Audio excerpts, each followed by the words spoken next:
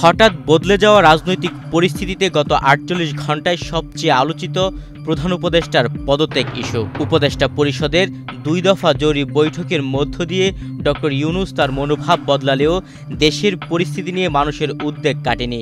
অবস্থা যখন এমন, তখন রাজনৈতিক দলগুলোর সঙ্গে বৈঠক করে ডক্টর ইউনূস কী বার্তা দিচ্ছেন তা নিয়ে আগ্রহের শেষ নেই। ২৪ মে শনিবার প্রধান উপদেষ্টার বাসভবন যমুনায় বৈঠক করেছে বিএনপি, জামাত ও এনসিপি। ২৫ মে রোববার ২০টি দলের প্রতিনিধিদের সঙ্গে ২ দফায় বসছেন প্রধান উপদেষ্টা।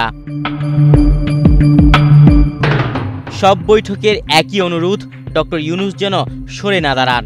তবে এর পরপরই স্পষ্ট রাজনৈতিক দলগুলোর মতপার্থক্য।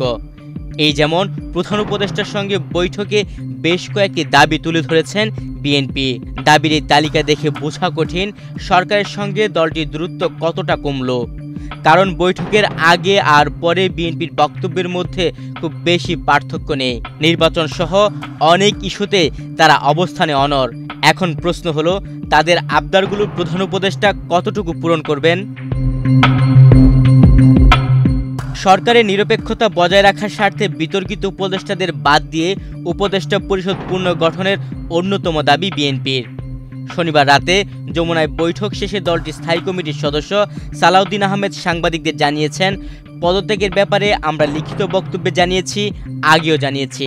নিরাপত্তা উপদেষ্টা খলিলুর রহমান এবং ২ ছাত্র উপদেষ্টা আসিফ মাহমুদ সজীব ভুইয়া ও মাহফুজ আলমের কারণে এই সরকারের নিরপেক্ষতা ক্ষুণ্ণ হচ্ছে।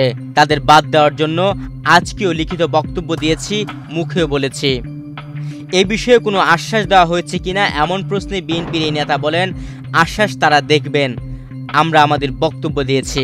কিন্তু বিএনপি যাদের পদত্যাগ চাচ্ছে তাদেরই একজন আসিফ মাহমুদকে বৈঠকে রেখেছিল ডক্টর ইউনূস। এর মধ্য দিয়ে তিনি কোনো ইঙ্গিত দিলেন কিনা তা নিয়ে আলোচনা করছেন অনেকেই। যমুনার হলরুমে উপদেষ্টা আসিফের সঙ্গে বিএনপি নেতা সালাউদ্দিন আহমেদের করমর্দনের একটি ভিডিও এখন সোশ্যাল মিডিয়ায় ভাইরাল। প্রধান উপদেষ্টার সঙ্গে বৈঠকে ডিসেম্বরের মধ্যে সংসদ নির্বাচন দেওয়ার দাবি পূর্ণ ব্যক্ত করেছে বিএনপি। এই ব্যাপারে সরকারের পক্ষ থেকে নির্বাচনের কোনো সুনির্দিষ্ট রোডম্যাপের আশ্বাস পেয়েছেন কিনা এমন প্রশ্নে দলটির নেতা সালাউদ্দিন আহমেদ জানিয়েছেন, সুনির্দিষ্টভাবে এমন কোনো কথা হয়নি। বৈঠক শেষে ব্রিফিংয়ে ৩ দলের সঙ্গে প্রধান উপদেষ্টা ডক্টর মোহাম্মদ ইউনূস ডিসেম্বর থেকে জুনের মধ্যেই নির্বাচনের কথা আবারও তুলে ধরেছেন বলে জানিয়েছেন প্রেস সচিব শফিকুল আলম। রোববার এক অনুষ্ঠানে আগামী বছরের জুনের মধ্যেই প্রধান উপদেষ্টা নির্বাচনের ব্যবস্থা করবেন বলে জানিয়েছেন প্রেস সচিব। সব মিলিয়ে বিএনপির পক্ষ থেকে ডিসেম্বরে নির্বাচন করার দাবি পূরণের সম্ভাবনা একেবারেই ক্ষীণ।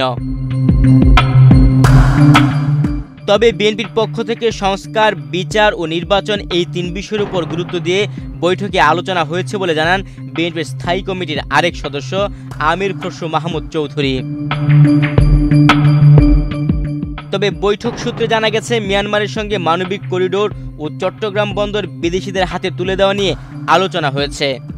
বিএনপির পক্ষ থেকে এই ২টি বিষয়ে সিদ্ধান্ত নেওয়ার ক্ষেত্রে তীব্র বিরোধিতা করা হয়েছে বলে জানা গেছে।